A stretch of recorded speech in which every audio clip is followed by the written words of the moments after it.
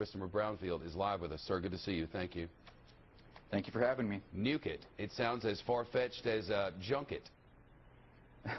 Well, I don't know where they came up with the idea for the junk shop, but nuclear weapons have been used in the past to seal off runaway oil wells. In fact, the Soviet Union did this as far back as 1966, and they've done it 4 times in our history. That being said, it worked. It worked very well. Also, conventional explosives have been used in the last 100 years to seal off runaway oil gushers. It's been around pretty much as long as we've been prospecting for oil. Now, that being said, I wouldn't necessarily recommend it as the best option. Okay, what is the best option? Well, I would consider using a lot of conventional explosives to collapse the well. We have a lot better technology than the Soviet Union had in 1966, and I'm pretty confident that the U.S. Navy, the Army Corps of Engineers, and other private sector organizations, perhaps Halliburton, Exxon, could get together to find a way to demolish this well. The reason why I think that hasn't happened so far is that BP has some perverse incentives to keep that well from being demolished. Every time we hear about this effort to use a top hat or to siphon off this oil with a small straw, what we're really not hearing is the stuff that will allow them to reopen that well for further development later on. If we demolish the well using explosives, the investment's gone. They lose hundreds of millions of dollars from the drilling of the well, plus no lawmaker in his right mind would allow BP to drill again in that same spot. So basically, it's an all-or-nothing thing with BP. They either keep the well alive or they lose their whole investment and all the oil that they could potentially get from that well. And as they try to keep it alive, it is leaking. It's leaking at a rate that we don't understand because BP refuses to allow independent experts to go down there and calculate the flow. Many independent experts have suggested that this flow is 10 times what BP claims it is.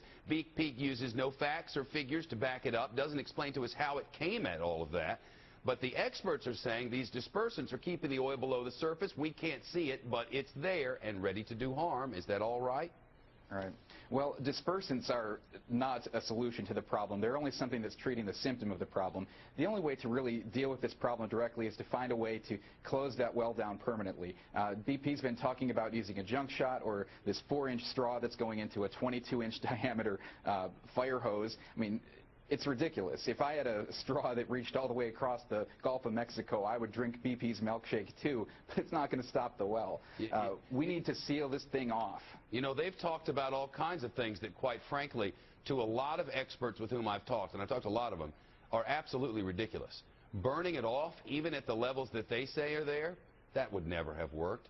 Putting a hat on this thing, every expert outside of BP and the federal government has said, that had no chance. It's as if they're giving us a toy to look at and play with while they try to figure something else out to save their hundreds of millions of dollar investment while the Gulf of Mexico is being polluted more and more every moment that we speak.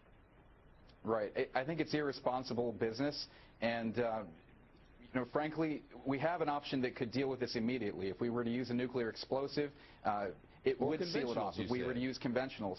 Yes, and I'd like to elaborate on why it would be inappropriate for us to use a nuclear explosive at this time. I mean, President Obama was in Prague talking about trying to rid the world of nuclear weapons, and it would be inappropriate for him to use a nuclear weapon even for a peaceful purpose, because that would give countries like Iran an incentive to say, well, if the United States did it, we should be able to use a nuclear weapon too. We don't want to give Iran that incentive.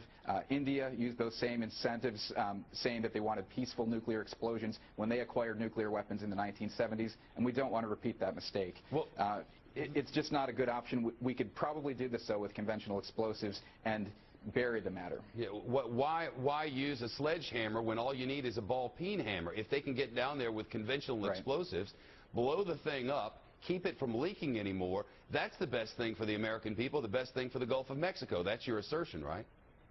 Yes, I think stopping the spill immediately. And the reason why we haven't seen that option is because, frankly, BP is still at the helm. I think President Obama needs to take charge of this, bring all the assets of our military to bear, bring the U.S. Army Corps of Engineers, bring the U.S. Navy, and bring in all the private sector organizations that have the equipment for deep sea operations to make this happen. Let's explode this, collapse the well, and put an end to it. It would be a good way to shut up the critics of the administration who say BP gave a lot of money to President Obama. Politicians are in bed with Big Oil. Big Oil is running this show. Big Oil will not let us go down there to calculate the flow so we know exactly what's happening in the Gulf of Mexico. Will not allow it. They are adding dispersants at a record never seen before so that the oil remains below the surface so that we can't see it. It would go a long way to dispel the critics' contentions that what the president and the government is doing is helping BP cover this up. If it's not the case, let's be transparent. Let's go down there. Let's find out how much oil really is being put into the Gulf of Mexico now. And if blowing it up will work, why not consider it?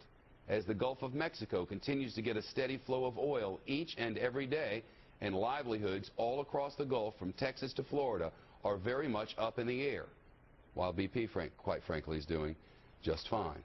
I'm not a crook.